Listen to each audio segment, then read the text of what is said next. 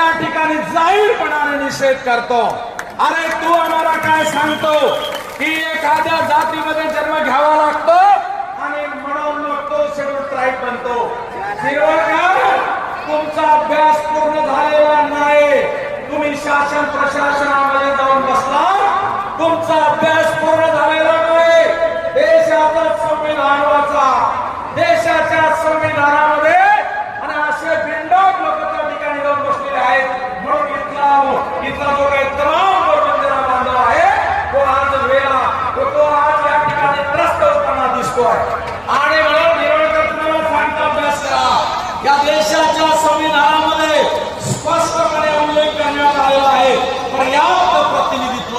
जर पर्याप्त प्रतिनिधित्व असेल तर या देशामध्ये आता म्हणजे कबीरदास महाराज या ठिकाणी बोलले देशामध्ये 15 कोटीपेक्षा जास्त आहोत। जर 10% आमची लोकसंख्या असेल तर आमचं आरक्षण 10% असलं पाहिजे, कारण या देशाच्या समाज रचनेचा आधार हा जातीयता आहे।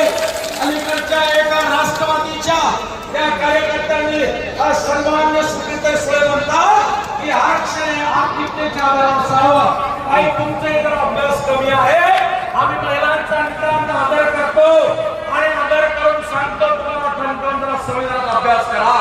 या देशाच्या समाज रचनेचा आधार जर जात असेल तर आरक्षण जातीच्या आधारावरच द्यावं लागेल, हे तुम्ही पहिल्यांदा समजून घ्या।